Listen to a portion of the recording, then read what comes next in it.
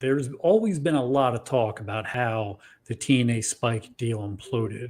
Do Yeah. you know what happened with the TNA Spike deal?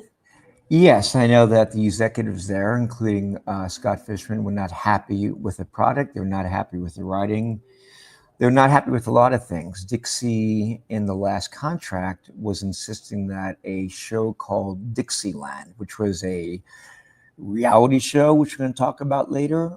It's a show about her being a mother, a wife, and a person who's running a wrestling company. The female Vince McMahon of wrestling. She was insisting that a show like that be included with the next Impact deal. And Spike said, no, we just want Impact. And that was going on for half a year. And Spike was getting frustrated, and the frustrations finally boiled over when Vince Russo accidentally sent an email, because one thing that Spike did not want was him writing the shows being part of that. And they swore that he was not. And then that email that surfaced proved that they lied, that Vince Russo was a part of TNA.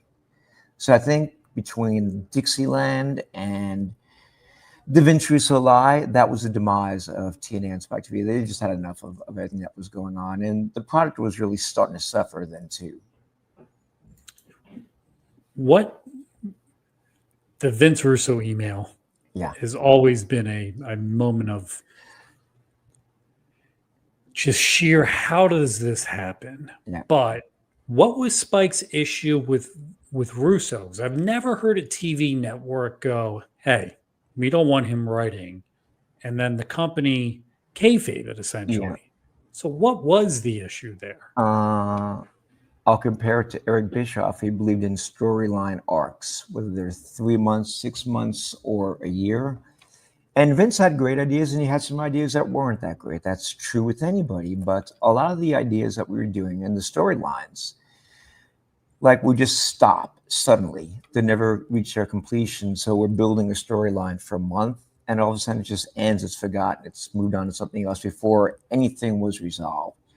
So they were frustrated with that. They were frustrated with the fact that Vince was indecisive at times, especially when we were taping shows in the truck. It would take him a while to make a decision if something wasn't working out.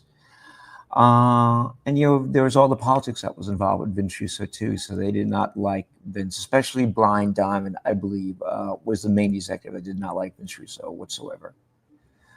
And they loved Jeff Jarrett, but he wasn't there towards the end. So Right. uh, basically, that was it: personality, style, and the product that we were putting out at the time. And again, to start storylines constantly, Derek, and have them not end. That's just like that's the disgrace to the fans. Resolve it some way or do something to explain why it's not going on anymore. But it'd be like it never started. On to the next thing. Do you Lack of think continuity. right? Do you think Vince was just over his head at that point or had checked out or was it just Dixie? What Vince seems like when he's writing, he's always invested, and it didn't Yeah. feel like it at the end. Why do you think that was? Because Dixie was very involved, and Dixie wanted things done her way, and she had a lot of say in what Vince was writing. And Vince Russo is also a guy who I think has great ideas, as I said, but has some ideas that aren't so great. And it's always good for him to have somebody that keeps him in check. And that's why Vince and Vince back in the WWE and the Attitude Era worked so well, because they would keep each other in check.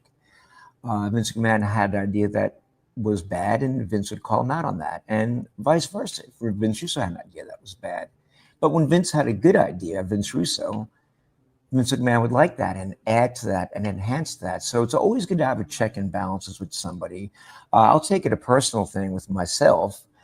Whenever I was writing a spot or conceiving of a spot in WWE, my best friend there, Chris Chambers, a very talented producer, I'd run an idea by him. And he would look at that and say, I love this idea. What if you do something here at the end? Just adding a little tweak, Derek, would make such a major difference. Sometimes the nuance and the subtle is what's important as a changer. And the same thing with Chris Chambers. If he had an idea and he'd run it by me, I would often say, hey, I love this, but what if we had this happen instead? So it's always good when you have somebody to check and balance and to, Right. co-create with. Funny that this is the conversation right now because I would love to know more about Dixieland. Were Oh you my gosh, it was terrible. were you a We part of those conversations? yes and no. I chose Okay, not to be, but it was something that Dixie was insistent on. She thought that, it would be a big hit show. And I don't think anybody else agreed with her, but she's running the company. She's a money person. She's a president. So if Dixie wants it, we have to begrudgingly do what she wants. So sure. I was in some of the shows like the director in the background, but I wasn't a featured person in the show. And it was being shot by some people that were just like, it was a side project for them. So I don't think it was fully ever thought out. I wish I had some input on that, besides saying it's a bad idea. I could have maybe helped the bad idea be a little bit better, but I wasn't giving any input to that because I don't think Dixie ever really trusted me at one point, especially when the whole Jeff Jarrett thing happened because she thought maybe I was on Team Jarrett. Dixie and Jeff always had this uneasy relationship and they could never get along.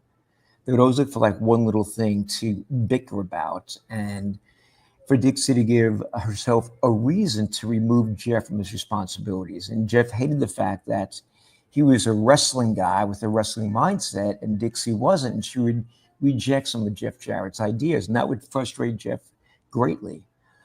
So they had a relationship that was just, it was out of necessity because Dixie's father came through when they were losing money because I Sure. think it was Enron that was their financier, went bankrupt.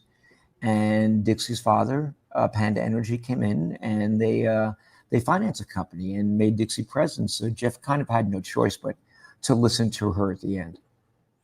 When you see the professional wrestling landscape turn into content creation, because that's essentially what it is now, Yes. I think back to Jeff Jarrett in 2002, and this is one of the things he said, we're going to get to. We're going to get to YouTube. We're going to do this. We're going to do that. Mhm.